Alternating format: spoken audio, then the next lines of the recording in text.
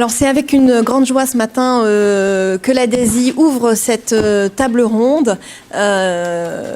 Souvenez-vous, il y a un an, nous étions venus vous présenter quelles étaient les grandes pistes de travail du FONJEP sur cette question des modèles socio-économiques associatifs et des modèles socio-économiques du monde GEP. Nous avons continué à avancer avec les équipes du FONJEP, les administrateurs, et nous avons la joie pour certaines, notamment une première recherche-action déjà lancée, vous présenter ce matin 4 grandes logiques de recherche-action qui vont venir nourrir ce projet. L'idée, bien évidemment, ce matin, c'était de vous présenter finalement les 4 grandes recherches-actions sur les questions des modèles socio-économiques du monde GEP qui vont être lancées et pilotées par le FONJEP. Je pense qu'on peut dire que c'est sans doute le projet de plus grande ampleur partant du terrain pour le terrain qui est mis en place sur la question des modèles socio-économiques, à la fois dans une visée de nourrir la réflexion, mais aussi de nourrir l'action, et puis bien évidemment d'avoir des retours d'expérience nourris, et puis de trouver des solutions, et vraiment d'être dans cette visée que vous portez tous, qui est vraiment une visée de transformation sociale. Alors, on va je vais vous présenter très rapidement nos 4 intervenants. Donc Maïté Jouan, qui est jeune docteur depuis, je crois, quelques jours, mais nous sommes ravis, au sein de la chaire ESS du CNAM, qui est pilotée par Jean-Louis Laville, Charles-Benoît Etsic du Rameau, Hugues Bazin du LISRA et Romain de Messy d'Atémis. Alors, je vais démarrer par vous êtes à ma droite directement, Romain de Messy. Le Atémis, donc vous êtes chercheur, économiste consultant, chercheur associé à Atémis. C'est un laboratoire d'intervention et de recherche qui a été créé en 2001. Et qui a une approche tout à fait pluridisciplinaire. Est-ce que vous pouvez nous dire en quelques mots, finalement, quelle est la spécificité d'Atémis, et puis, de votre regard, finalement, quelle est votre vision des grands enjeux du monde associatif, du monde GEP, et finalement, quels sont les travaux que vous avez pu mener déjà sur les questions des modèles économiques? Merci. Merci à vous tous de nous accueillir là, de m'accueillir aujourd'hui, et très enthousiaste des premiers échanges sur justement, pour travailler notamment avec ce monde ce monde GEP. Alors, la spécificité d'Atémis, elle est fondée sur une approche qui est centrée autour de la question de la centralité du travail. C'est-à-dire cette idée que le travail est une activité particulièrement importante et constructive, et dans laquelle en fait on accède finalement à travers l'activité et la réalité du travail à des problématiques qui nous permettent de remonter jusqu'à des enjeux très, très, très larges, très globaux, dont notamment la question des modèles économiques, mais plus largement on pourrait dire aussi la question des modèles de développement de territoire, et on va dire en perspective la question d'un développement durable au sens plein du terme. Les principaux enjeux que nous on voit, qu'on a identifiés autour de la question JEP, je ne vais pas la prendre par vos structures d'abord, mais peut-être par une dimension un peu globale.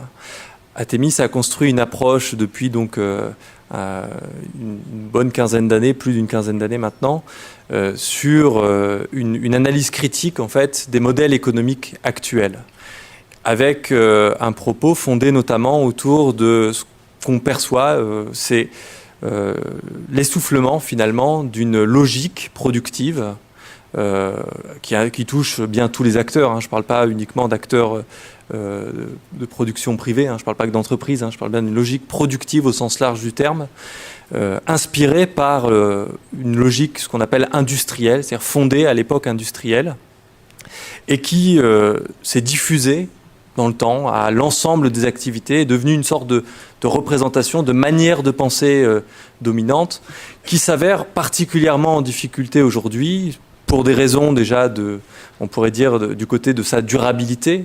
C'est les tensions que l'on connaît sur les approvisionnements en matière, sur l'emploi de ressources, sur les dimensions environnementales, pour parler un peu vite, mais aussi du côté de son incapacité à répondre à des enjeux sociaux, à des enjeux sociétaux, qui cette fois-ci intéressent déjà un peu plus notre sujet ici. Alors, cette logique industrielle, pour aller très vite, ce qu'on met derrière, c'est en fait une représentation du monde où on fait comme si tout ce que l'on produisait, finalement, répondait aux mêmes caractéristiques que les biens.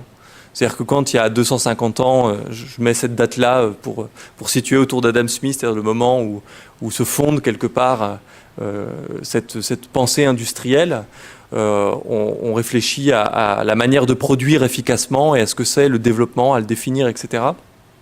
En fait, on pose une vision dans laquelle ce qu'on produit, c'est nécessairement quelque chose qu'on définit à l'avance, dont on maîtrise le périmètre immédiatement, qu'on échange sous un format transactionnel, c'est-à-dire sur un marché, où on échange de manière où on sait qu'on n'a pas besoin de savoir qui achète et savoir qui vend, qui propose et qui consomme.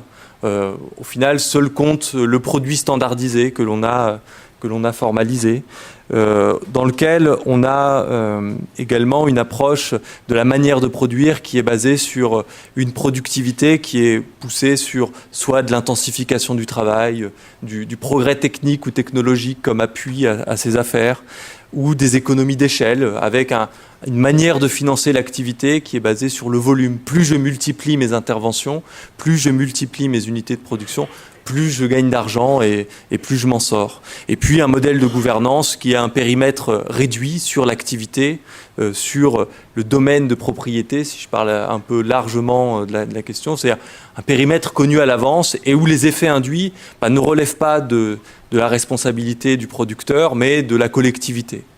Ce modèle industriel, il ne s'est pas limité au monde de l'industrie, au sens de la transformation de la matière. Ce que l'on constate, c'est qu'aujourd'hui, il est dominant et déployé partout. On le rencontre dans l'hôpital, vous avez ça quand on pense à la tarification à l'activité, c'est-à-dire on définit a priori ce que c'est l'output de l'hôpital et sur sa partie matérielle, mesurable, comptable. Vous le rencontrez également dans des activités de service, qu'elles soient marchandes ou non marchandes. On le retrouve dans l'éducation, on le retrouve y compris dans le monde associatif, par exemple dans les règles d'insertion, dans les échanges entre les structures d'insertion et leurs financeurs. On le retrouve aussi, du coup, c'est notre idée, dans le monde GEP, c'est-à-dire que vous êtes aussi confronté à cette vision industrielle qui est du coup qui sous-entend un modèle, une manière de produire, d'évaluer, de compter, qui est particulièrement peu en phase en fait avec les activités de type serviciel.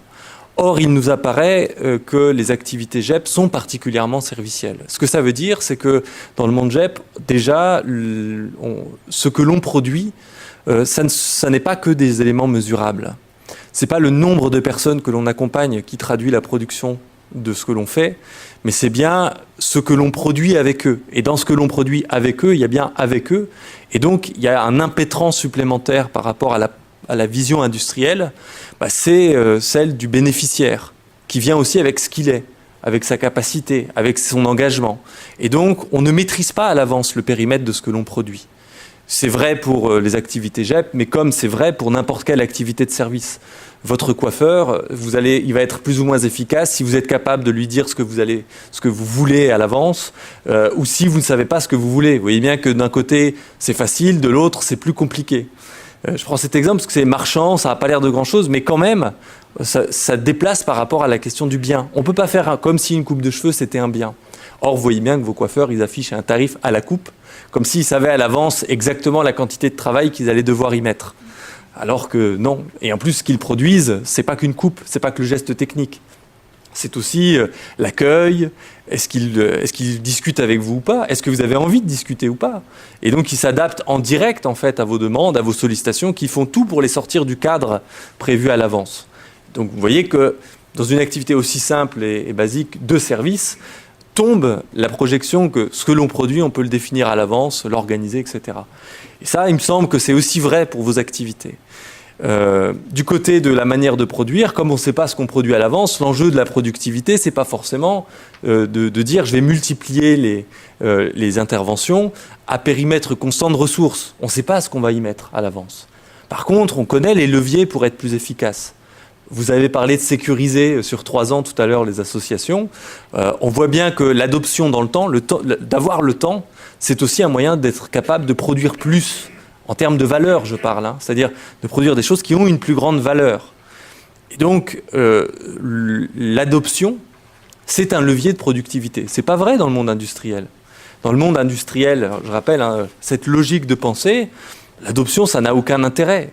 Capter à un moment des clients, je vais faire exprès de forcer le trait, capter des clients, c'est un moyen de multiplier les interventions, mais pas de produire plus de valeur.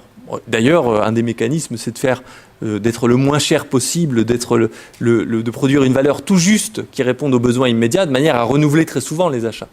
Donc, vous voyez que c'est une manière de... on ne joue pas sur cette mécanique d'adoption. Or, pour vous, connaître vos publics dans le temps long, y compris coopérer avec d'autres intervenants dans le temps long, connaître ce que font les autres autour de vous et en quoi ils peuvent contribuer aussi à vous aider à produire de la valeur dans un mode qui n'est pas celui de la concurrence mais de la coopération, ça a une valeur, ça aide à produire quelque chose d'autre. Par ailleurs, dans ces autres leviers pour être productif, pour être plus performant, mais vous voyez bien que je ne prends pas au sens, on pourrait dire, classique de la performance, c'est-à-dire être capable de produire une plus grande valeur, je ne parle pas que de valeur monétaire, mais bien une valeur au sens large du terme, ça demande aussi à développer des approches qui permettent justement de co-intervenir, de ne pas être que sur une intervention, par exemple dans le sport, quand les personnes que l'on voit ont aussi besoin de tout un tas d'autres activités pour que votre intervention soit efficace, pour que votre intervention produise de la valeur. C'est-à-dire justement casser une sorte de logique de silo qui fait que, comme on a des standards très fléchés qu'on veut mesurer à l'unité, on a des oiseaux qui nous... C'est inattendu ici. Quand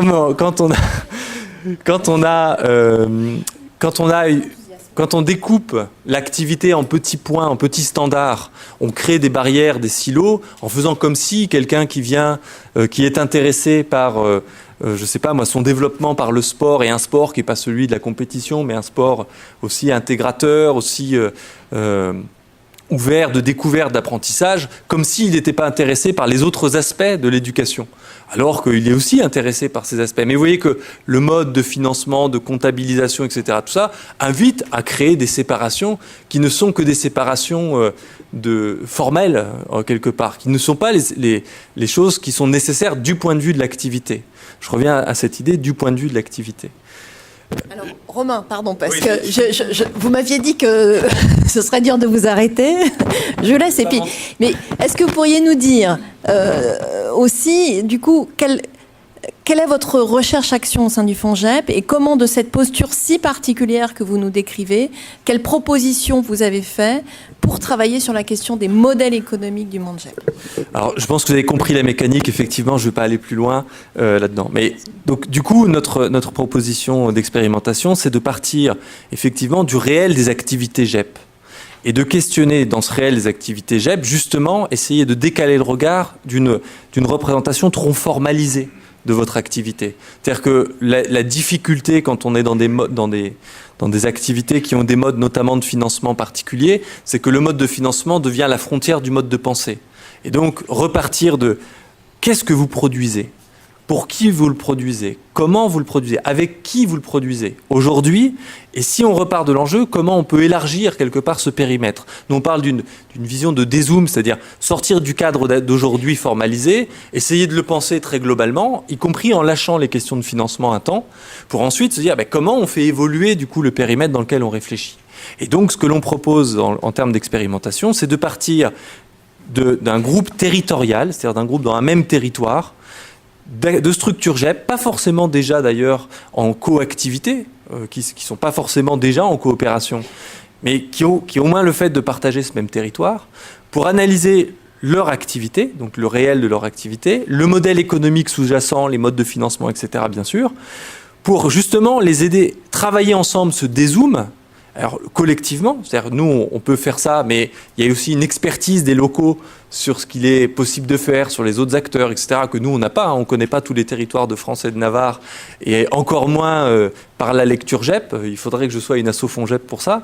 Donc s'en remettre aussi à une co-expertise partagée, nous étant plutôt à animer à partir d'une grille de lecture particulière qui est celle de l'écho de la fonctionnalité de la coopération. Je ne vais pas plus loin parce que sinon ça va être long.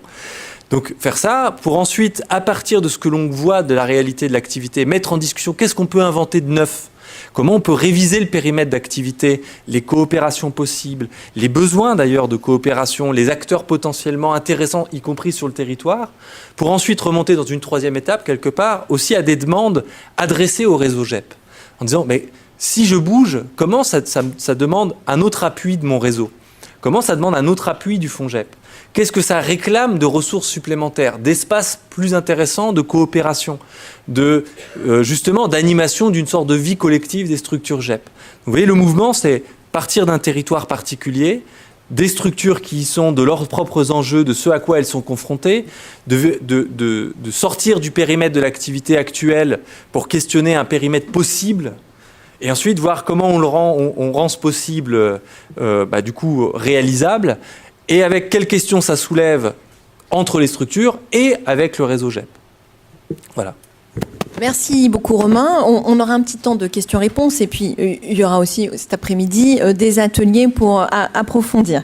Maïté, je vous donne la parole pour nous dire finalement quels sont les grands travaux, puisque vous êtes là pour représenter Jean-Louis Laville qui ne pouvait pas venir ce matin, pour nous expliquer finalement de votre point de vue et de tous les travaux de la chaire ESS portée par le CNAM, mais aussi par le LISE, Laboratoire interdisciplinaire en socio-économie, de nous dire finalement quels sont, de votre regard, les grands enjeux en matière de modèle socio-économique du monde GEP, et finalement quels sont vos grands travaux de recherche aujourd'hui, quels sont les grands travaux de recherche qui sont portés dans cette chaire et dans ce laboratoire.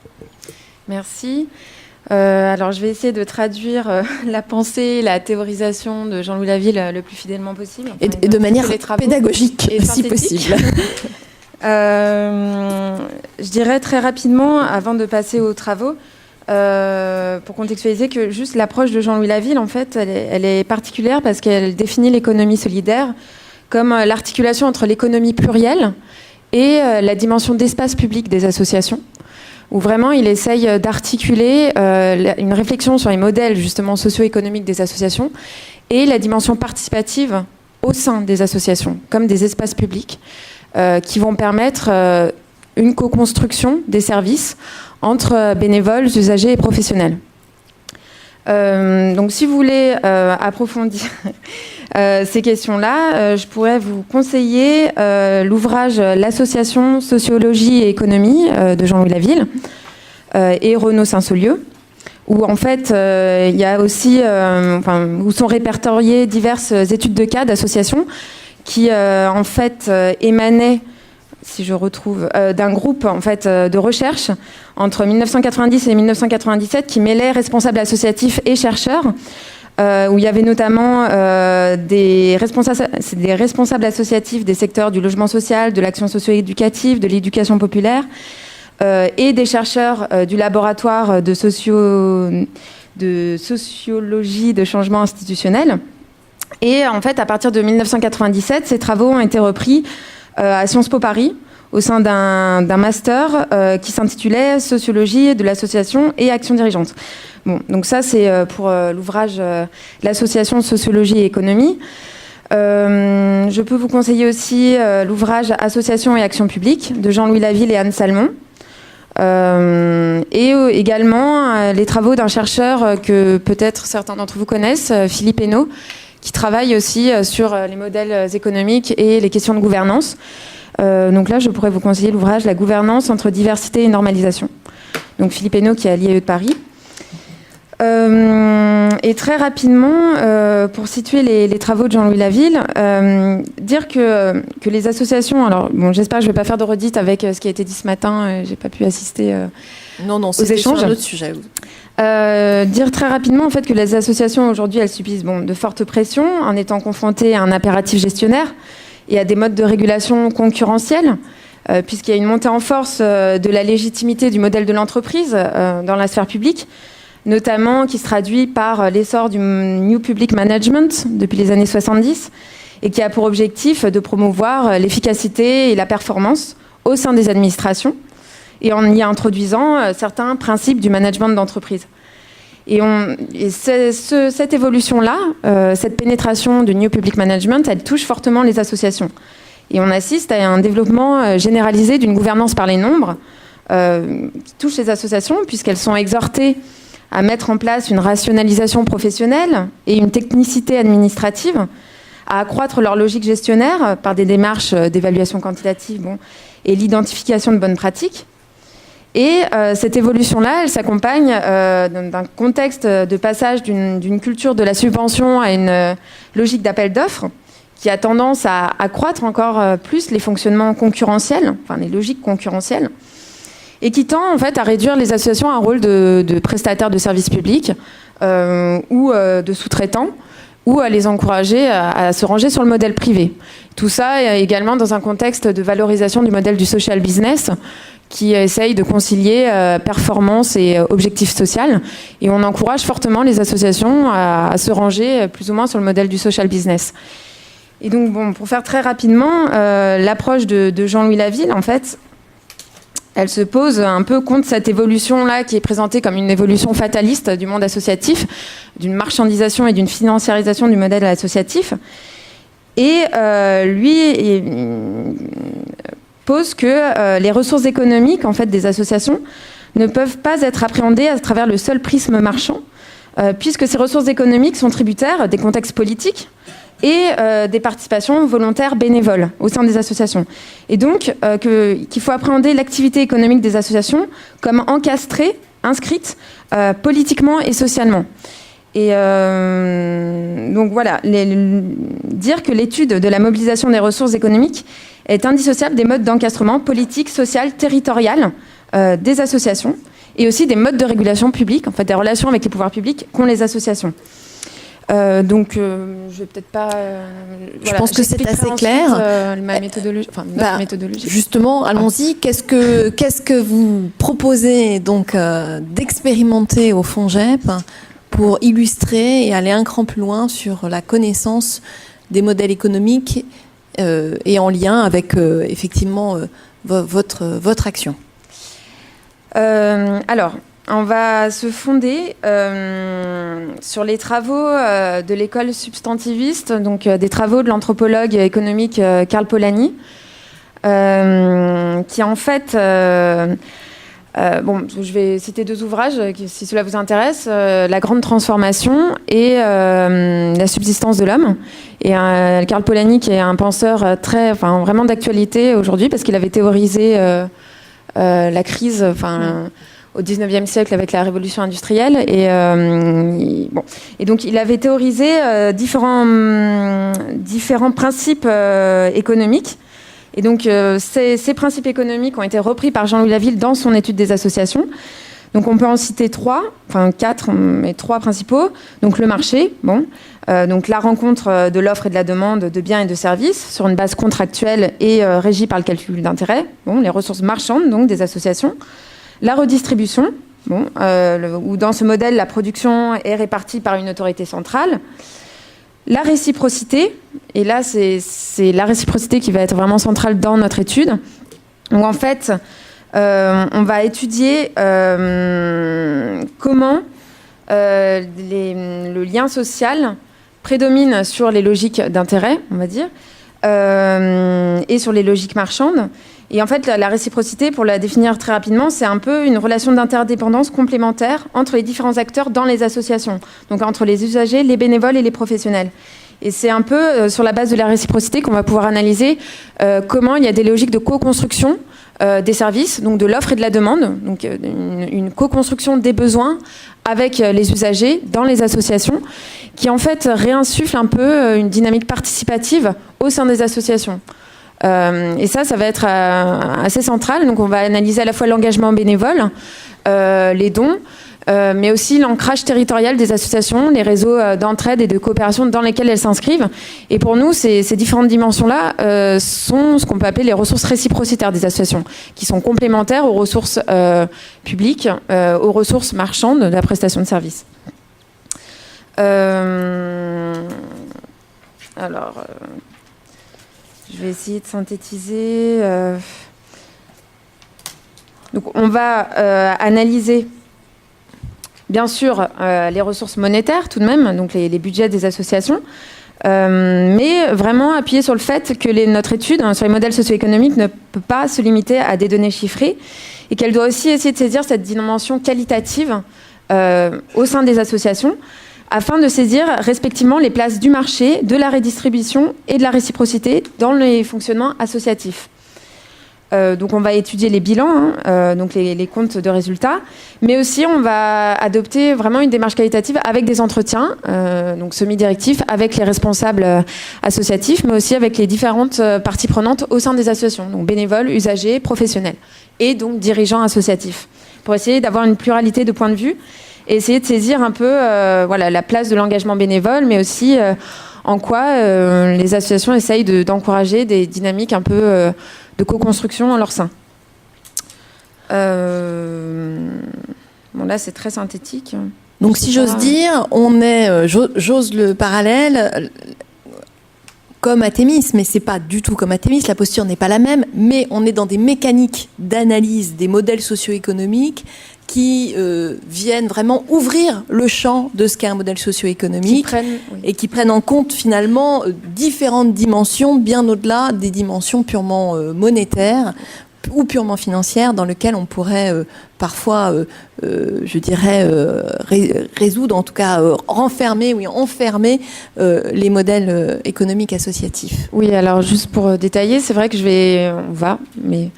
moi, grandement, je vais essayer de retracer un peu l'historique aussi des associations pour voir le projet politique au départ qui a conditionné l'émergence des associations et coupler cette dimension institutionnelle, on va dire, des associations, ce projet politique, à la dimension organisationnelle, donc concrètement les relations de pouvoir dans les associations et les réseaux les relations de coopération ou de co-construction qu'il peut y avoir au sein des associations. Donc coupler dimension institutionnelle, organisationnelle, dimension économique. Et voilà, voir comment tout cela interagit, en plus de la dimension, on va dire, régulation publique, donc où on voit les rapports qu'entretiennent les associations au pouvoir public et comment elles sont soit prises dans des rapports de tutelle, on va dire, vis-à-vis des pouvoirs publics, où elles n'ont pas trop de marge de manœuvre pour faire bouger les lignes de l'action publique, où elles sont fortement bureaucratisées, par exemple, ou au contraire, si elles sont dans des logiques un peu de formatage marchand, où elles sont fortement dépendantes de la prestation de services et elles ont beaucoup de ressources marchandes, enfin elles dépendent des ressources marchandes, et voir quelle est la place de la réciprocité dans tout cela, donc la mobilisation bénévole, la co-construction possible avec les usagers des services. Voilà. Merci beaucoup. Merci Maïté Jouan, merci beaucoup. Hugues Bazin, vous êtes chercheur en sciences sociales indépendant au sein du LISRA, le laboratoire d'innovation sociale par la recherche-action qui s'est constitué, je crois, au début des années 2000 et qui est composé, en tout cas, de chercheurs indépendants, d'une trentaine de chercheurs. Recherche-action, est-ce que vous pouvez nous dire justement qu'est-ce que c'est, pourquoi, c'est quoi la recherche-action au sein du LISRA et finalement de votre regard, là encore, quels sont les grands enjeux que vous voyez sur la question des modèles économiques GEP et comment vous avez pu vous en saisir dans vos différents travaux? Oui, donc merci et nous sommes aussi très heureux de participer à ce travail qui s'inscrit effectivement dans la filiation de notre travail depuis une vingtaine d'années. Alors, je peux parler avant tout de la démarche de recherche-action telle qu'on la développe, parce que, comme vous le savez, le terme recherche-action est un terme polysémique. D'ailleurs, je ne suis pas sûr qu'on applique tout à fait les mêmes méthodes et on y met tout à fait la même chose derrière le mot recherche-action. Comme vous l'avez dit dans l'intitulé laboratoire social, donc nous, il y a trois leviers de la recherche-action qui sont aussi les trois leviers qu'on propose aussi pour l'expérimentation avec vous. C'est permettre aux acteurs de se réapproprier une grille d'analyse critique. des rapports sociaux. Et ça, c'est assez fondamental. Donc, ça veut dire aussi une analyse sociopolitique, les mettre en position, effectivement, de se situer, puisque pour nous, la recherche-action est une science située, c'est-à-dire que c'est une science qui se situe dans une analyse des rapports sociaux. On n'est jamais totalement en dehors de ces rapports sociaux, que ce soit en tant qu'acteur ou chercheur. Donc, je vais revenir après en 2 secondes sur cette grille d'analyse.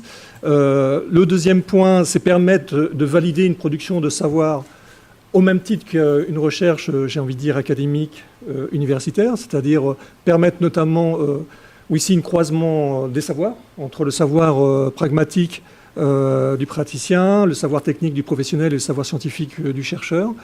Et donc, valider donc, ce qu'on appelle aussi, dans d'autres termes, une praxis ou un travail réflexif, c'est-à-dire une production de savoir à partir de sa propre pratique, et dire qu'effectivement, ce savoir a une valeur de recherche capable effectivement d'être diffusée, donc une valeur universelle, de nourrir tous les acteurs concernés. Et troisième dimension, c'est permettre de reconnaître une capacité d'expertise, donc, ou de contre-expertise, et donc de développer des expérimentations comme forme ou modèle alternatif. Donc ces 3 éléments, grille d'analyse critique, validation des savoirs et qualité d'expertise et d'expérimentation, sont pour nous liés fondamentalement. C'est-à-dire qu'effectivement, ils s'articulent. Et donc c'est un peu sur ces 3 points que nous proposons aussi de baser notre expérimentation. Très rapidement, mais je pense que ça recoupe une partie des analyses qui sont aussi mises ici sur notre grille d'analyse critique sociopolitique. Bon, effectivement, on est dans un changement, comme on dit en sociologie, de paradigme, qui était effectivement celui au départ de l'État social. Enfin, je pense tout au mouvement jeunesse éducation populaire de l'après-guerre, qui était ces corps intermédiaires qui jouaient le rôle d'interface entre l'État social et un modèle capitaliste qui était celui du capitalisme industriel. Et donc qui se régulait à la fois par les luttes sociales et à la fois par un accompagnement social. Les deux étant liés aussi. Voilà. Et ce qu'on a appelé grosso modo le progrès social. Enfin, bon, excusez-moi, je fais la grande analyse rapide, mais ce modèle-là donc a été remis en cause à partir de la fin des années 70, mais les répercussions sont venues un peu plus tard. Et j'ai envie de dire, un des éléments qui me semble assez d'ailleurs révélateur de ce changement de paradigme, c'est justement le basculement de la notion même de radicalité. C'est-à-dire au départ, la radicalité était ancrée dans les luttes sociales, et notamment les luttes ouvrières, et aujourd'hui, la radicalité est liée à des nouveaux modèles économiques, puisqu'il y a... notre président en place a même écrit un bouquin qui s'appelle Révolution, et des termes comme disruptif, par exemple, sont assez indicateurs d'une déconstruction. La radicalité aujourd'hui est la déconstruction du modèle ancien pour l'imposition ou la proposition d'un nouveau modèle économique, et qui est lié aussi au changement, je pense aussi, de la forme économique, qui est partie d'un capitalisme industriel à un capitalisme financier mondialisé, et à la fois un capitalisme cognitif, puisque aujourd'hui l'exploitation ne se fait pas autour uniquement de la force du travail, mais aussi de l'humain dans sa totalité, et les GAFAM, les plateformes numériques, dont s'inspire d'ailleurs la nouvelle économie, et en est un très bel exemple. Et donc, aujourd'hui, ce qui apparaît non plus innovateur, mais ringard ou obsolète, c'est effectivement les corps intermédiaires. C'est ça qui est posé, alors que ce soit les syndicats, les fédérations d'éducation populaire, etc. Enfin, voilà. Et donc, l'impossibilité, quelque part, de repenser, un projet de société en dehors du modèle économique. C'est le modèle économique qui nous impose, effectivement, la manière de concevoir le projet de société. Alors, ce qui explique, nous, on l'a constaté de manière beaucoup plus pragmatique, parce qu'on n'est pas obétement des théoriciens économiques, on n'est pas des spécialistes d'économie. Nous, on l'a constaté de manière très pragmatique, en travaillant depuis une vingtaine d'années, justement, sur les territoires, en partant du constat, et on a écrit d'ailleurs un premier rapport en collaboration avec l'INJEP, l'Institut national de la jeunesse et éducation populaire, qui sortait en 2005, qui s'appelait Espace populaire de création culturelle, enjeu d'une recherche-action situationnelle, et qui faisait le constat que face à cette déconstruction, il y avait de nouveaux espaces en même temps qui se créaient sur les territoires, mais qui n'étaient pas obligatoirement, qui étaient dissociés, puisque ce projet associatif, comme je viens de le dire, est en crise, il ne correspond plus au modèle dominant, mais qui s'approprier de nouveaux espaces que nous on appelle tiers-espaces. Après, il y a toute une terminologie aujourd'hui qui a été validée aussi au niveau, on pense aussi au tiers-lieu, mais qui est aussi un terme polysémique. Bon, donc il faut aussi, là aussi l'analyser de manière critique. Mais la reconstruction effectivement d'une pensée, d'une analyse critique en dehors effectivement du projet associatif où l'association est plus dans ce cas-là un élément uniquement technique d'utilisation, mais où se déroule pas obligatoirement le projet de société. D'où aussi nos études, aussi ce qu'on appelle toutes les formes émergentes culturelles, les cultures urbaines, etc., qui sont aussi là des espaces interstitiels qui se construisent à côté ou autour des associations traditionnelles. On a poursuivi notre étude, ce travail-là, justement par une autre étude qui s'appelle les nouvelles professionnalités des acteurs associatifs, qui était aussi soutenue par l'INJEP, et qui confirmait quelque part aussi qu'apparaissait effectivement un autre rapport au travail et d'autres compétences qui se recomposaient, peut-être pas autour des corps de métiers traditionnels, qui étaient ceux de l'action sociale, l'action culturelle, etc., mais en contrepoint ou en forme critique par rapport à ces corps professionnels traditionnels.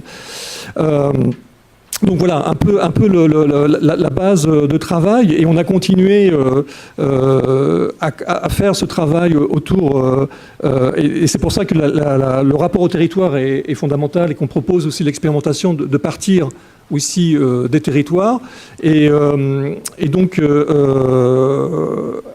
dans la suite des rapports et des études que je viens de signaler, on continue de travailler sur différents territoires, dont un territoire qui est organisé justement, qui développe depuis un certain nombre de mois et d'années une recherche-action autour du cycle et du rapport au travail. Je ne sais pas si on a le temps de donner 2 secondes la parole à Nicolas qui est dans la salle, parce que nous, c'est vrai que l'intérêt, c'est effectivement partir aussi de l'expérimentation en cours, mais qui est un bon exemple effectivement de ce qu'on pourrait produire au niveau de la recherche-action. Effectivement, donc votre recherche-action, elle va avoir lieu au Limousin, puisqu'il s'agit de partir déjà d'une expérimentation locale qui existe déjà sur un territoire.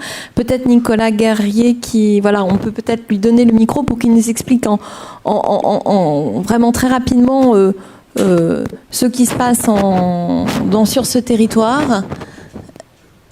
C'est ici, voilà, c'est au premier rang, et que voilà, Nicolas Guerrier, qui est donc chercheur aussi associé au LISRA, nous explique ce qui va être mené au sein, piloté via le FONJEP. Je vous en prie, levez-vous pour qu'on puisse peut-être vous voir. Bonjour à tous, merci de nous accueillir.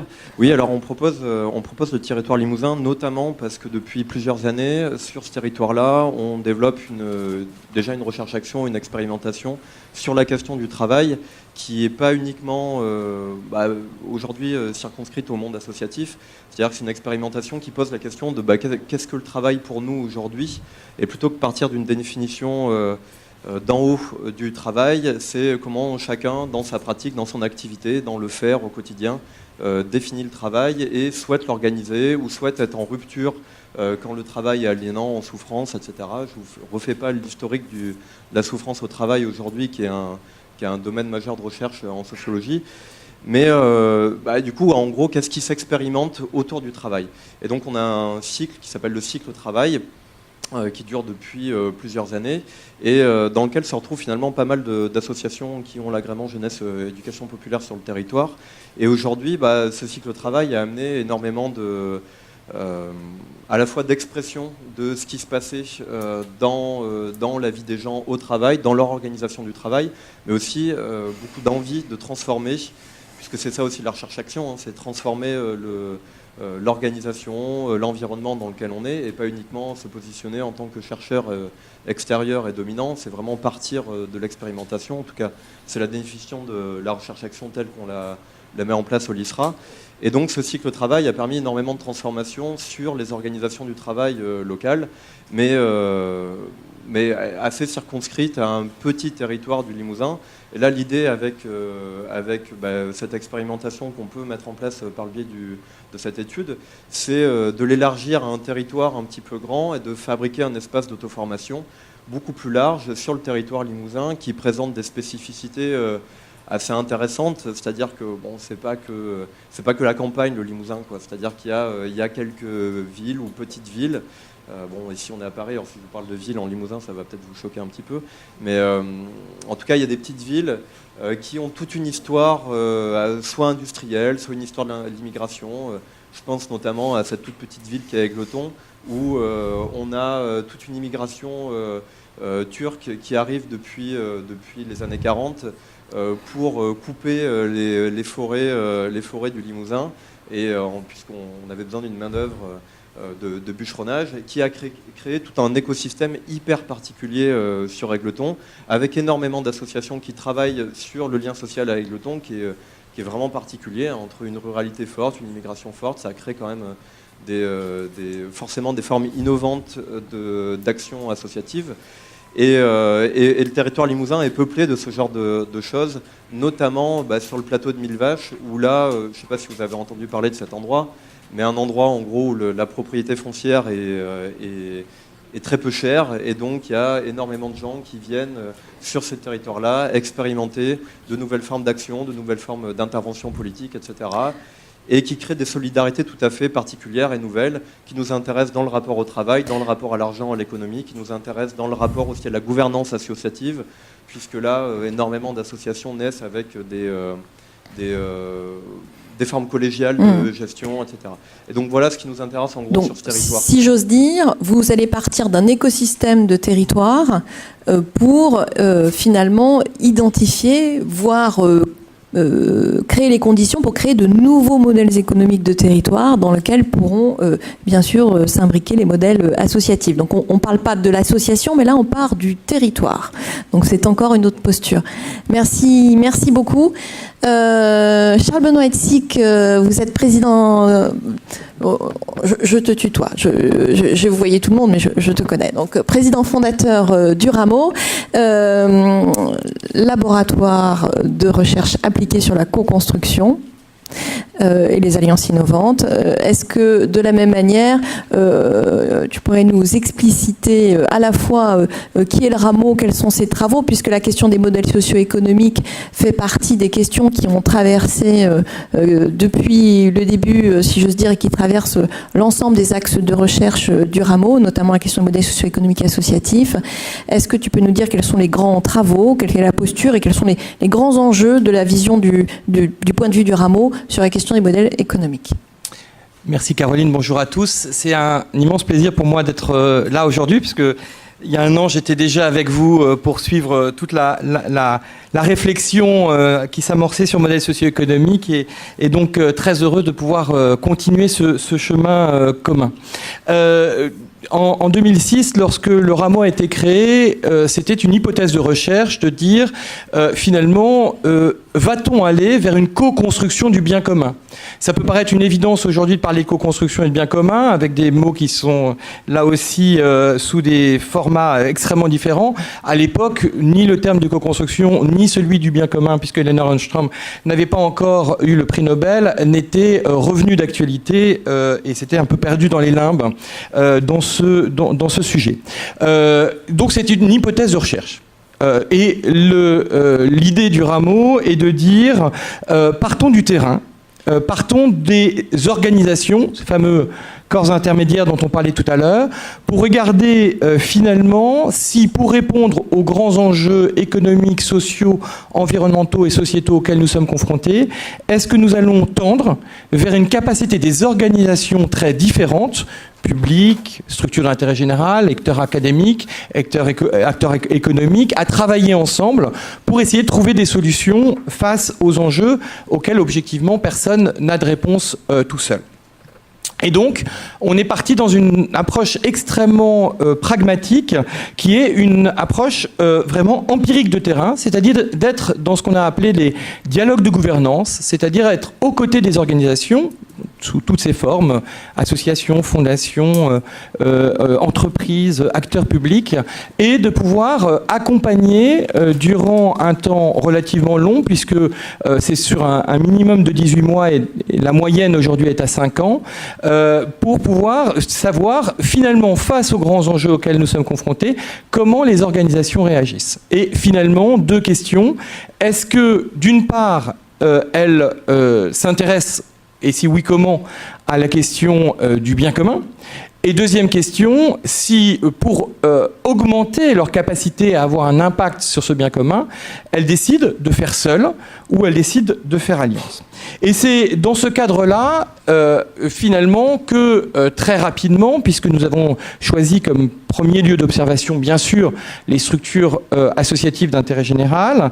Je ne vais pas expliquer pourquoi, bien sûr, mais je pourrais le commenter plus amplement si vous le souhaitez, pour pouvoir finalement regarder comment les associations d'intérêt général se projetaient par rapport aux enjeux de société auxquels elles étaient confrontées, et finalement, pour augmenter leur contribution au bien commun, finalement, comment allaient-elles faire et allaient-elles faire alliance? Et dans ce cadre-là, bien évidemment, très très vite, la question du modèle socio-économique s'est imposée comme question pour savoir finalement, 1, de quoi parle-t-on ? 2, pourquoi cette question devient structurante pour une association? Et 3, finalement, quels sont les besoins finalement auxquels les structures d'intérêt général peuvent avoir finalement aujourd'hui? Quels sont leurs besoins? Je tiens à insister sur le fait que notre démarche empirique repose sur 3 temporalités. Une observation de terrain au minimum de 7 ans. Là, il s'agit de plus de 260 associations avec lesquelles nous avons été dans une dynamique de gouvernance pendant des temps longs.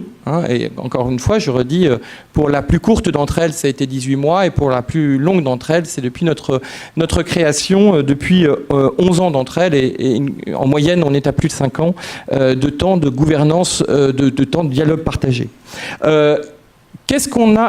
Premier temps, l'observation, parce qu'avant de parler sur ces sujets-là, je pense nous partageons tous autour de cette même table l'importance de regarder les racines et de comprendre en profondeur ce sujet. Deuxième temps, nous avons pris 3 ans pour capitaliser, modéliser à partir de la pratique et commencer à publier ce que nous avions vu sur le terrain. Ça nous a pris 3 ans parce que c'est un temps long, bien évidemment, pour finalement prendre ce temps-là. Et depuis 18 mois, nous sommes dans une autre phase sur cette question des modèles socio-économiques, c'est de pouvoir se dire, mais finalement, comment est-ce que on peut aller, et cette notion de territoire est ressortie à plusieurs reprises, il est absolument évident que le lien entre association et territoire est structurant. Et donc, finalement, comment aller au plus près du territoire pour accompagner cela? Je tiens à dire que la démarche du Rameau est bien évidemment systématiquement construite dans une démarche de co-construction. Bien sûr, les premiers d'entre elles, ce sont les 266 associations avec lesquelles qui nous ont fait confiance pour cheminer avec elles, mais c'est aussi tout un dialogue qui a été engagé sur la question des modèles socio-économiques avec un ensemble d'acteurs d'accompagnement associatif tels que l'Avise, tels que je les oublie tous, pardonnez-moi, j'ai tout d'un coup un trou de mémoire, mais les 13 grands acteurs d'accompagnement associatif qui sont France Active, qui sont France Bénévolat, qui sont la Fonda, qui sont voilà l'ensemble de ces acteurs-là. Et nous avons bien évidemment aussi engagé un dialogue depuis 2012 extrêmement profond sur ces travaux avec le mouvement associatif, puisque par sphères successives, finalement, les acteurs de terrain d'abord, les acteurs d'accompagnement associatif ensuite, et puis bien évidemment les acteurs représentatifs du secteur, finalement, comment ces travaux peuvent servir cette dynamique. Alors, trois éléments pour répondre très concrètement à la question. La première, finalement, c'est quoi? D'abord, la question du modèle socio-économique, c'est assez simple, hein, c'est l'économie de la maison. C'est-à-dire que, finalement, si on revient à la base de la chose, c'est quels moyens ai-je pour pouvoir réaliser mon projet associatif, et surtout, finalement, comment puis-je anticiper les moyens dont je vais avoir besoin par rapport à ma volonté d'aller finalement dans la propre ambition que j'aurais déterminée. Et très vite s'imposent 3 leviers pour une structure d'intérêt général. Finalement, le premier, c'est sa richesse humaine, puisque la chance d'une structure d'intérêt général, au premier rang desquelles les associations, c'est justement de pouvoir s'appuyer sur un engagement de richesse humaine diverse, et notamment, on peut penser bien évidemment au bénévolat. Le deuxième levier, et seulement ce deuxième levier, c'est celui des ressources financières dont j'ai besoin pour pouvoir accomplir finalement mon projet. Et le troisième, qu'il soit d'ailleurs au sein de l'organisation ou au sein d'un territoire, c'est celui de l'alliance.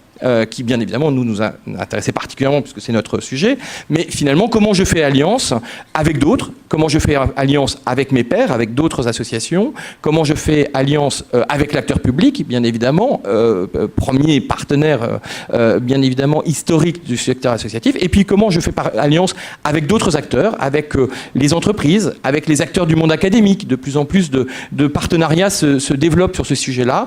Finalement, comment faire alliance sur ce sujet. Donc une fois qu'on a redit que c'est assez simple, c'est finalement de quelles ressources je dispose pour pouvoir accomplir mon projet et qu'on en a redonné les trois aspects, on peut se poser la question finalement pourquoi est-ce que cette question du modèle socio-économique se pose aujourd'hui de façon beaucoup plus cruciale qu'il y a encore 10 ans. On a 3 éléments qui nous semblent extrêmement importants aujourd'hui. D'abord, celui qu'on connaît tous, c'est-à-dire l'effet ciseau. Le monde associatif n'a jamais été autant sollicité qu'aujourd'hui pour sa capacité à inventer, grâce à sa proximité avec les personnes et les territoires, de nouvelles solutions. Et pourtant, il y a une raréfaction des ressources. Donc on a une sorte d'effet ciseau qui oblige à réinventer finalement le modèle de ressources sur lequel je repose. Ceci dit, ce n'est pas une caractéristique associative. L'acteur public, les entreprises, les acteurs académiques, l'ensemble des acteurs aujourd'hui sont confrontés à la même dynamique. C'est-à-dire, finalement, les modèles tels qu'on les a connus sont en très profonde évolution. Finalement, comment est-ce que je les redéfinis? Et cet effet ciseau est encore plus marqué, bien évidemment, au niveau des associations d'intérêt général, puisqu'elles relèvent, par définition et par nature, d'une contribution d'autres acteurs qui viennent contribuer à son projet. La deuxième, pour nous, constat, et peut-être le plus important, au-delà de cet effet ciseau qu'on connaît tous, c'est celui de la confusion entre hybridation des ressources et uniformisation des modèles. C'est-à-dire que la problématique auquel on est confronté, c'est de dire que c'est pas parce qu'on va travailler avec d'autres acteurs qui sont différents qu'il faut copier les modèles. Parce que justement, aujourd'hui, la véritable réalité du monde dans lequel on est, c'est que tous les modèles sont en train de se redéterminer complètement. Et donc, il n'y a pas un modèle qui peut aujourd'hui s'affirmer comme étant le modèle qui va nous permettre d'avoir un 21e siècle plus solidaire, durable et fraternel. En tous les cas, s'il existe, dites-le nous, parce que nous, on le cherche, on ne l'a pas trouvé. En tous les cas, ce qui est clair derrière ça, c'est que le fait d'hybrider, c'est-à-dire de pouvoir être en capacité de dialoguer avec d'autres et de construire avec d'autres, ne doit pas s'associer à la logique de l'uniformité du modèle. Et notamment, ce sujet est d'autant plus important aujourd'hui qu'il y a une totale incohérence entre la logique de dire on n'a jamais eu autant besoin de structures d'intérêt général qu'aujourd'hui, et de dire il faut confondre le modèle d'intérêt général, les modèles économiques d'intérêt général, avec des modèles économiques de revenus d'activité. C'est juste impossible. C'est-à-dire qu'il y a une confusion majeure entre ce qu'est une structure d'intérêt général et sur quel levier du modèle socio-économique elle repose, et sur les acteurs économiques d'utilité sociale par ailleurs qui existent et qui ont tout à fait une vraie valeur, mais qui n'est pas la même. Et si on confond les deux modèles, alors on se trompe lourdement, y compris pour un point essentiel, c'est que si on associe une association d'intérêt général à un revenu d'activité dans son modèle socio-économique, alors on se prive de la première ressource, c'est-à-dire du bénévolat, puisque jusqu'à preuve du contraire, il n'est pas autorisé par la loi et le droit du travail d'utiliser un acteur bénévole dans une structure économique qui repose sur un revenu d'activité. Et ça, c'est pas moi qui le dis, c'est l'URSSAF qui dit aujourd'hui attention, nous sommes en train d'utiliser finalement des modèles totalement radicalement différents et on est en train de les mixer comme si c'était un seul et même modèle. Il y a bien des modèles différents et il est indispensable de partir du terrain pour le redémontrer. C'est-à-dire que, en fait, quand on voit et quand on regarde des modèles économiques d'acteurs de terrain, c'est évident à expliquer. Sauf qu'aujourd'hui, on a théorisé des choses qui font en sorte qu'on est en train de confondre l'ensemble des éléments et on est en train de pousser les associations, et ça a été extrêmement bien dit par ma voisine de droite, on est en train de pousser les associations à devenir de simples opérateurs de services et non plus des structures d'intérêt général. Chacun a le droit de faire le choix de devenir un opérateur de service. Mais en tous les cas, ce que l'on ne peut pas confondre au niveau d'un modèle socio-économique, c'est un modèle socio-économique d'une structure d'intérêt général et un modèle économique d'une structure qui repose sur un revenu d'activité. Ça ne peut pas être le même, y compris juridiquement, socialement et fiscalement. Donc là, il y a une véritable nécessité à remettre les points au niveau du point. Et puis le troisième point, et pour nous le plus important en termes d'enseignement, c'est que, contrairement à ce qu'on peut entendre parfois, les associations d'intérêt général, elles sont à la manœuvre. Et d'ailleurs, l'étude que vous avez réalisée l'année dernière le montrait bien.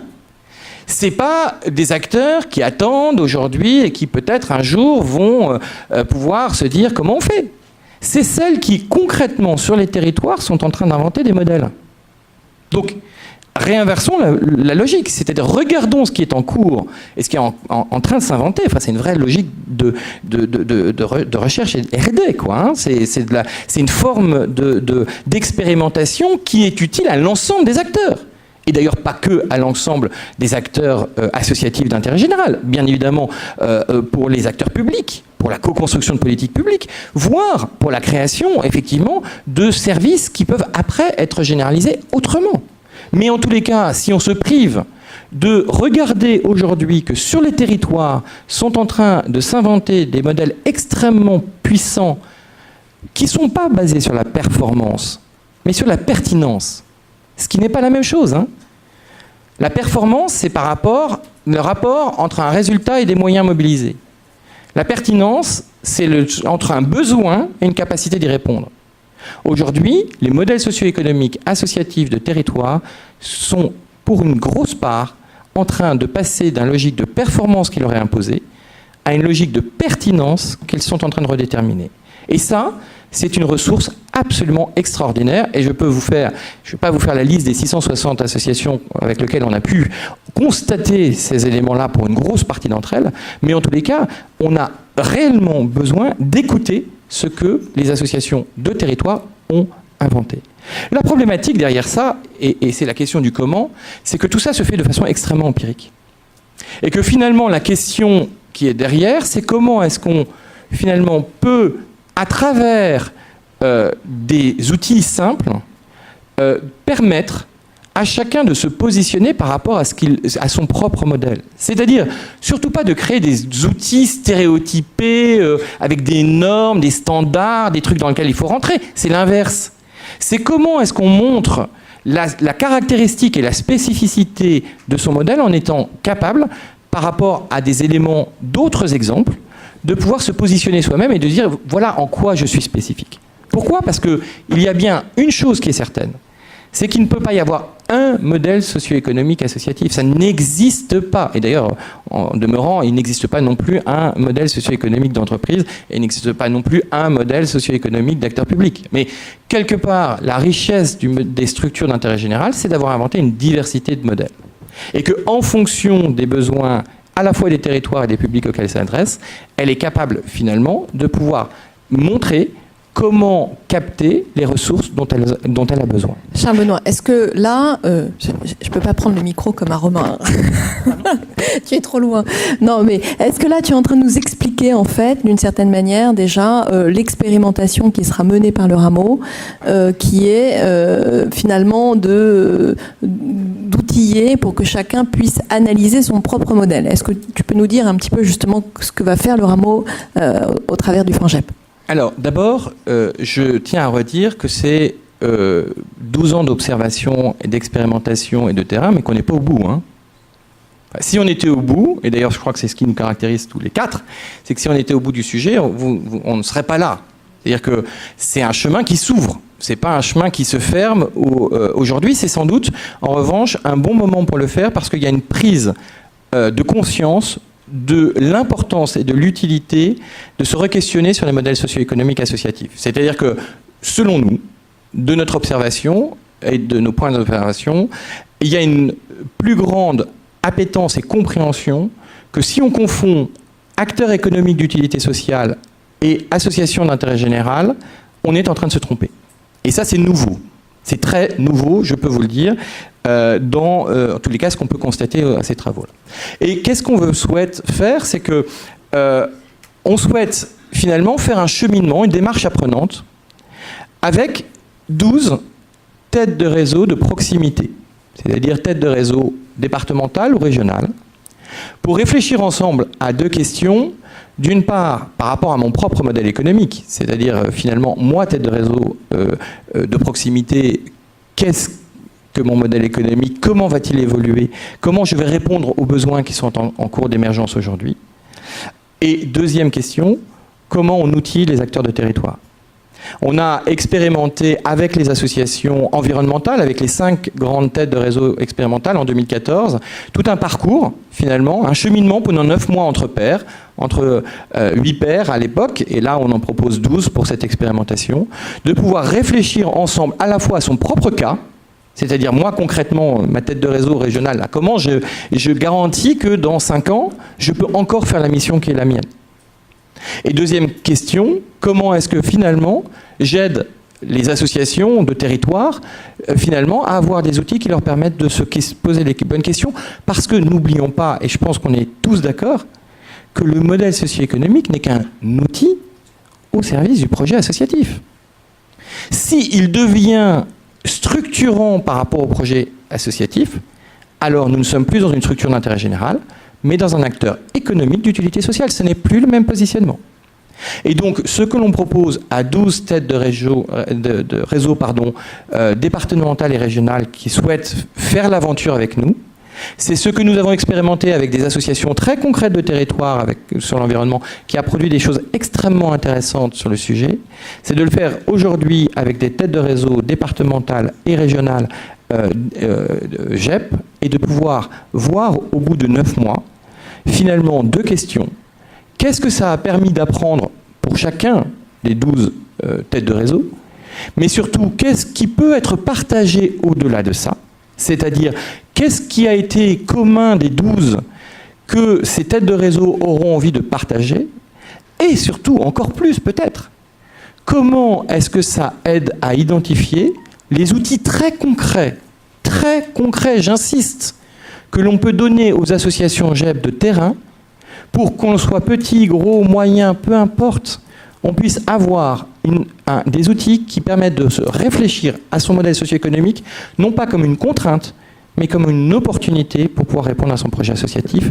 C'est ça l'aventure qu'on vous propose pour les 9 prochains mois. Merci beaucoup Charles Benoît. Voilà, donc vous avez eu la présentation et vraiment je pense que ça constitue un vrai point d'orgue aujourd'hui du lancement de ces 4 expérimentations, recherche-action, et nous avons là 4 chercheurs praticiens ou praticiens-chercheurs, ça dépend de leur posture. On a envie à ce stade de vous donner la parole. Est-ce que vous avez, alors bien sûr il y aura cet après-midi des ateliers dans lesquels on pourra aller en profondeur peut-être avec chacun d'entre eux, mais est-ce que là vous avez peut-être la salle des réactions, des questions à leur poser, puisque c'est, je pense, la première fois que sont réunis ces 4 acteurs sur les questions des modèles socio-économiques associatifs et du monde GEP. Donc peut-être une réaction, une question.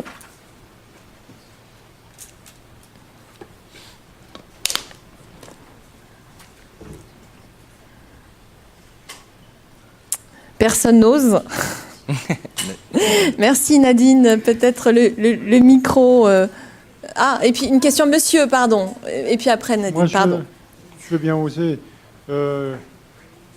Si vous pouvez dire qui vous êtes, ça nous... Merci. Jean-Claude Dumoulin, on a fait allusion à moi tout à l'heure. J'ai présidé le fonds GEP et votre lieu.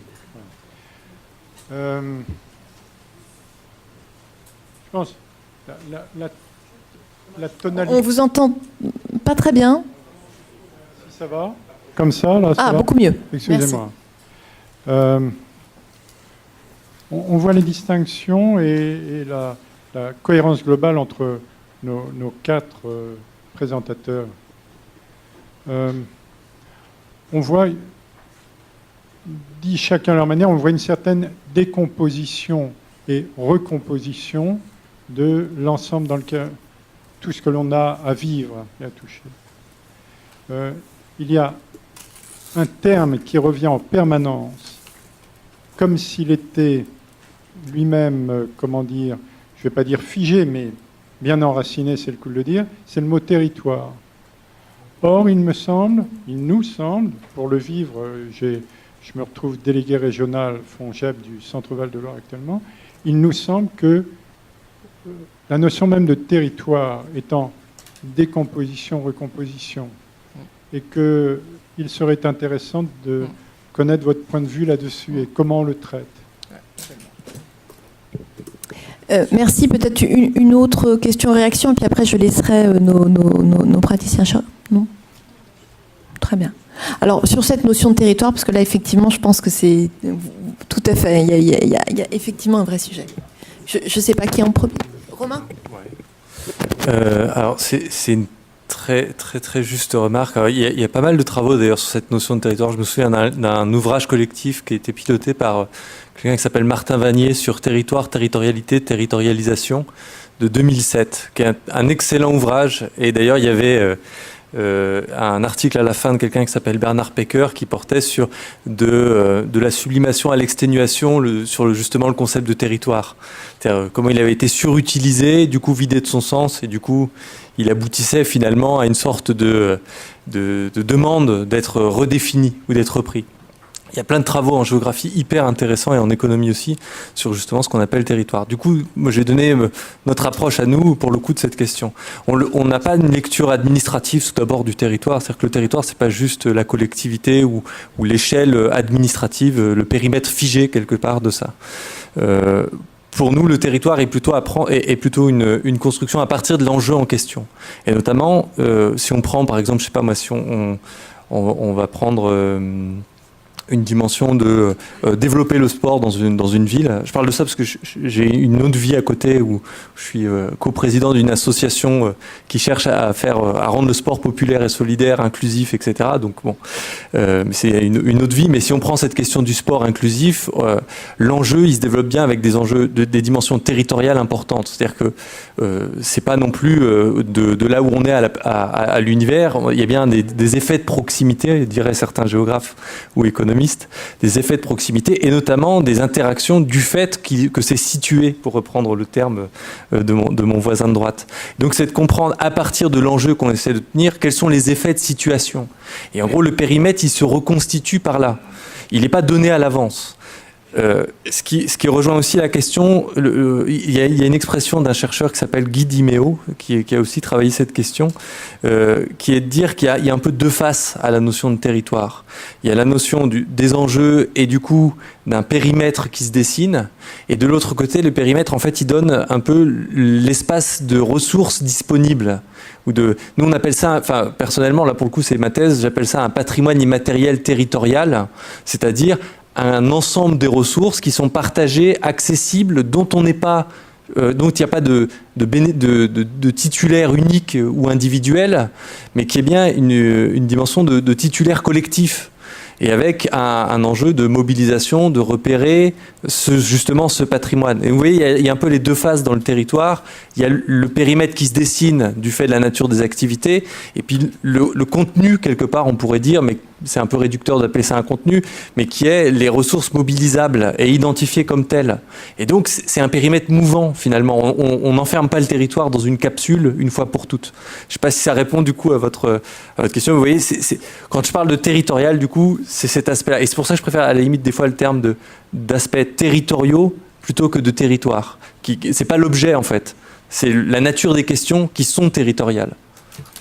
Oui, c'est pas évident que le territoire, c'est avant tout une construction sociale, c'est-à-dire que c'est effectivement ceux qui pratiquent. C'est pour ça qu'on va parler, nous, plus volontiers d'espace, de pratique d'espace, de maîtrise d'usage des espaces comme lieu de recomposition des territoires, et aussi comme manière aussi d'inverser cette construction à la fois idéologique et aussi économique des territoires autour de la notion de centralité, puisque la périphérie, c'est là où est relégué. Alors on va parler de périphérie, il y a même des géographes qui sont devenus célèbres comme comme ça, la France périphérique. Alors la France périphérique, c'est justement les banlieues, les zones rurales délaissées, etc. Nous, ce qui nous intéresse, c'est renverser cette proposition et dire qu'il y a des nouvelles centralités populaires, justement parce que ces zones sont dites délaissées ou se recomposent justement un territoire.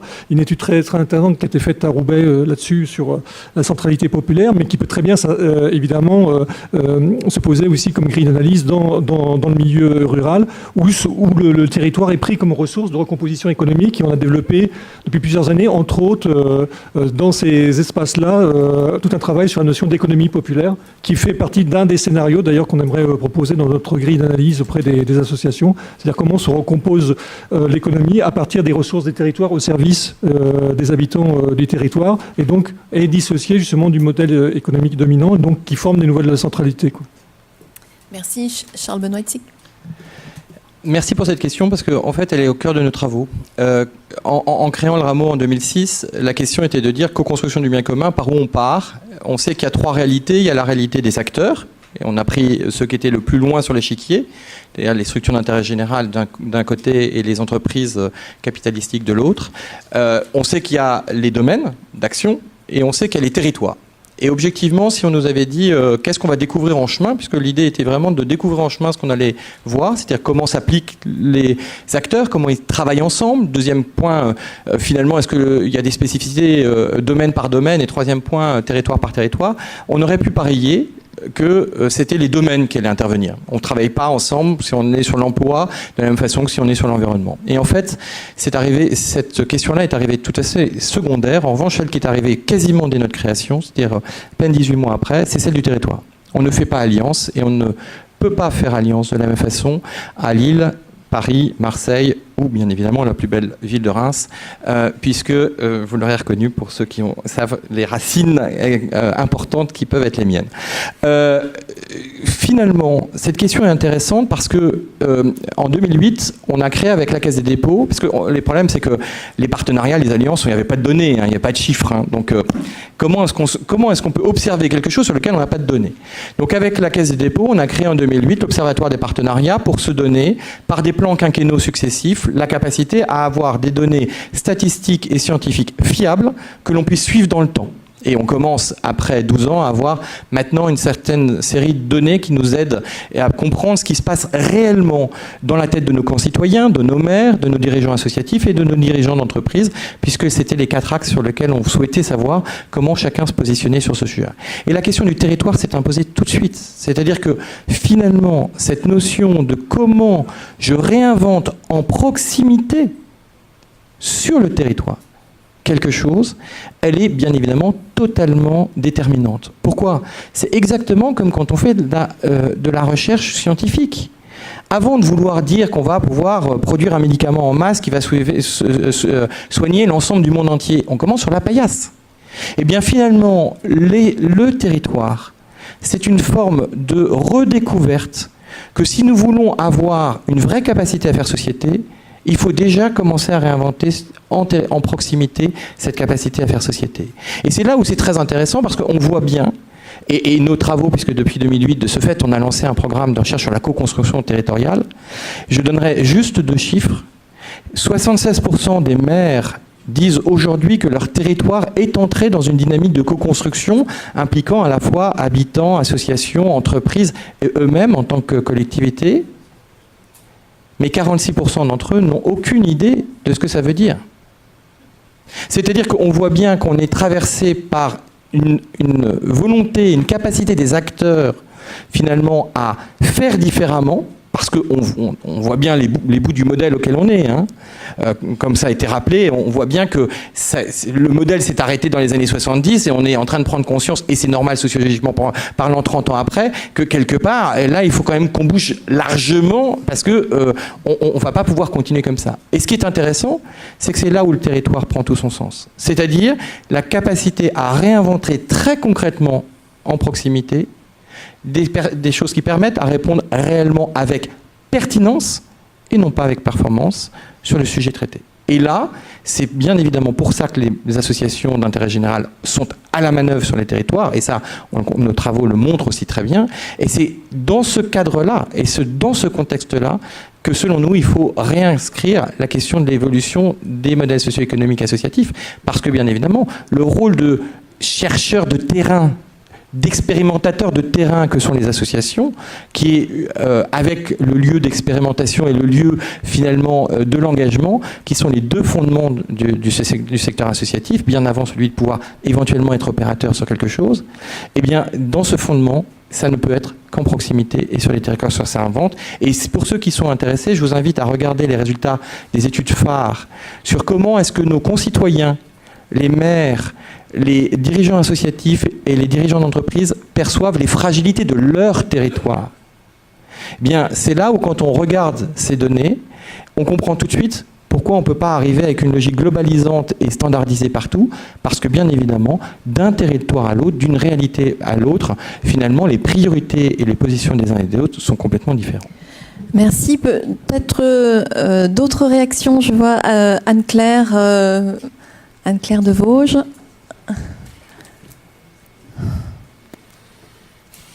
Donc bonjour, je suis Anne-Claire de Vosges. Je pense que je suis toujours administratrice. Voilà, j'aime. Excusez-moi de mon absence ce matin.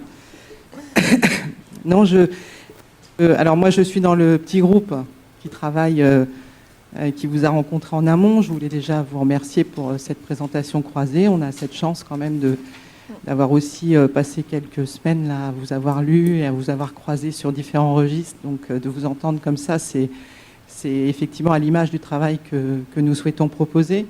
Donc vous l'avez compris, il y a un enjeu, une grande frustration,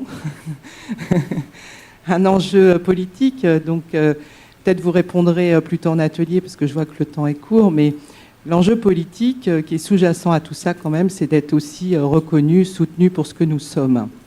Donc dans vos 4 manières de regarder ce que nous sommes, il y a aussi un rapport à notre identité. Notre identité jeunesse, notre identité éducation populaire, notre identité citoyenne, notre identité de mouvement, de fédération, notre identité locale, notre identité internationale, notre identité outre-mer. Voilà. Je pense que c'est important de vous le redire là. Et donc, ce que je me posais comme question, et que je vous ai posé un peu en amont, mais qui n'apparaît pas dans votre présentation tout de suite, je pourrais repréciser en atelier cet après-midi, c'est effectivement quel rapport vous avez, vous, dans chacune de vos sphères de recherche, d'expérimentateurs, de chercheurs, de trouveurs, j'espère aussi, à cette identité qui est la nôtre. Est-ce que c'est un frein? Est-ce que c'est un levier pour l'expérimentation? Voilà ma question, mais elle peut trouver tout à fait réponse, je pense, et témoignage cet après-midi dans les ateliers. Je vous remercie en tout cas. Merci. Vous voulez tenter une réponse très courte? Très très courte. Une toute petite chose. Dans ce qu'on a prévu de faire, il y a une dimension très importante qui est la question de l'évaluation, mais pas au sens classique du terme où on évalue pour savoir si on est arrivé à atteindre ce qu'on avait prévu de faire, etc. Donc, derrière l'évaluation, il y a aussi la dimension de mise en valeur, de révéler justement la valeur de ce qui se fait. Et nos dispositifs sont aussi des dispositifs d'évaluation dans ce sens-là. C'est-à-dire l'intérêt de partir par la pratique, mais je pense que c'est vrai pour tous mes collègues là pour le coup, l'intérêt de partir par la pratique, c'est aussi une manière d'évaluer, au sens donc du coup de donner de la valeur sur la base de l'activité, de repérer la valeur de cette activité. Donc c'est effectivement dans le champ, absolument dans le champ. Simplement aussi, ce qui nous apparaît aussi important, c'est comment justement nous on travaille avec il y a un croisement évidemment tout à fait logique entre la recherche-action qui a pour but une transformation sociale par le savoir et le projet évidemment de l'éducation populaire. Et c'est pour ça qu'on croise depuis une vingtaine d'années les réseaux. Et surtout, mais à un moment donné, c'est comment justement comment reconstruire un récit collectif. Voilà. Bon, nous, c'est une base à l'heure où on est plutôt au storytelling, c'est-à-dire à l'individualisation du récit. Comment se réapproprie cette histoire collective, et notamment avec une nouvelle génération d'acteurs. Et comment se reconstruit ce récit dans ce croisement-là. Donc là, c'est aussi un élément pour nous de l'expérimentation.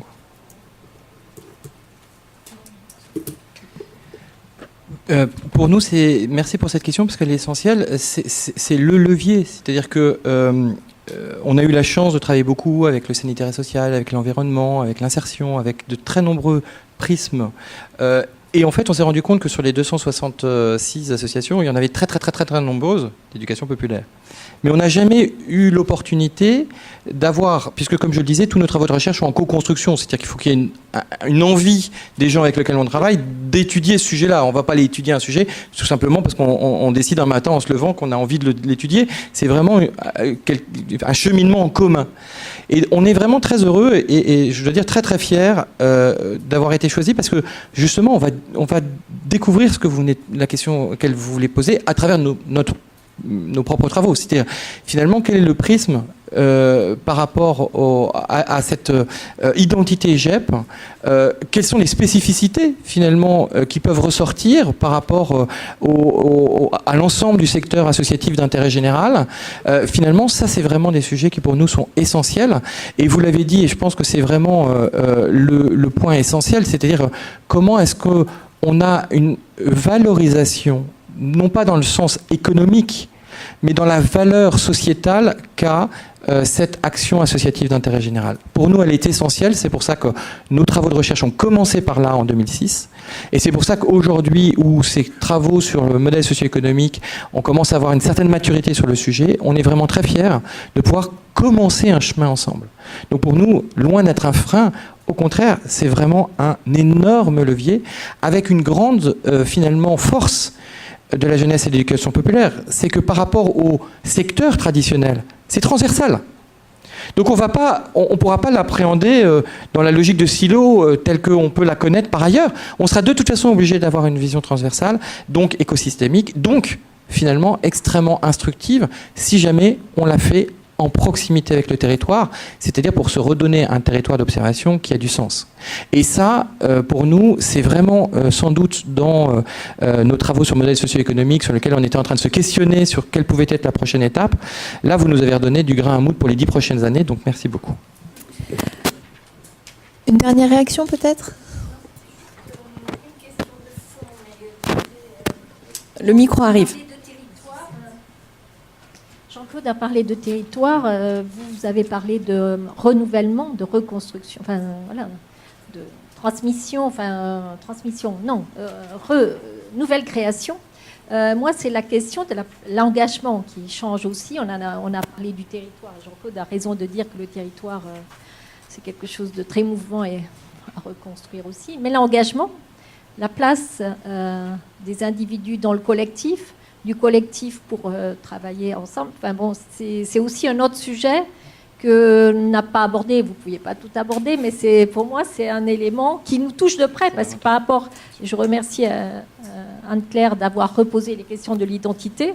Par rapport à l'éducation populaire, ce qui fait vraiment, qui est déterminant, c'est la place de l'engagement quand même dans notre projet. Avec une ambition, mais c'est aussi... voilà, moi, c'est ça qui m'intéresse aussi dans ce travail. Et je voulais, sur le fond, redire quand même que si, et je vous remercie tous d'être là, d'être auprès du FONGEP pour conduire ce travail qui est ambitieux. Je ne sais pas si on arrivera au port, mais en tout cas, on va tenter collectivement. C'est que les 4 présentations, là, il y en a une qui est lancée. Il y a un appel à projet qui a été lancé, c'est celle de Jean-Louis Laville. Les 3 autres, vous êtes tous invités à répondre. Je le redis parce qu'on ne l'a pas dit de la journée. C'est pour ça que les ateliers de cet après-midi ne sont pas que théoriques. Ils sont aussi la possibilité pour vous de mieux comprendre et de vous positionner pour ensuite répondre à cet appel à projet qui va être donc sur des approches plurielles. On le voit sur des choses qui traversent et qui sont un peu transversales vous tous, mais aussi qui vous distinguent. Donc c'est ça qui est intéressant, mais aussi qui visent, et on a essayé de tenir compte des territoires, avec le Limousin par exemple, mais aussi des formes, des natures d'associations. Il y a des associations locales, il y a des têtes de réseau, et on a essayé d'en tenir compte. Donc on a essayé de faire varier tout. Et je remercie et Jean-Michel Bocquet et Anne-Claire Devosges qui ont piloté ce groupe pour identifier les équipes et de caractériser un peu les appels à projets, parce que c'est aussi ça qui va nous permettre d'avoir un panel assez large sur lequel on pourra s'appuyer à la fin de l'expérimentation. Donc je voulais vous dire que voilà, cette présentation, tout ça est conduit par la DASI, mais c'est aussi tout à l'heure des précisions et ensuite des appels à projets. Et je sais que vous avez été très nombreux et je sais qu'on a fait beaucoup de déçus parce que finalement c'est des petits groupes qui sont identifiés pour pouvoir rentrer dans ces expérimentations. Celle de Jean-Louis Laville, c'est 6 associations. C'est vrai que ça ne recouvre pas l'ensemble des adhérents du FONGEP. On en a bien conscience. Mais l'idée, pour nous, c'est de partir de petits groupes pour ensuite élargir. Hein. Donc, je crois qu'il y a 200 associations qui avaient répondu à l'appel à projet de Jean-Louis Laville. Donc, j'espère que pour les autres, il y aura autant de demandeurs. Mais ne soyez pas frustrés. On retrouvera ensuite le format pour que nous élargissions les cercles. Voilà. Merci Nadine, j'ai envie de dire c'est une excellente quasi-conclusion pour cette très très belle table ronde, puisque oui, ce sont une première recherche-action qui est lancée, 3 qui vont se lancer, et nous étions assez peu l'année dernière, on vous a présenté un cadre de travail.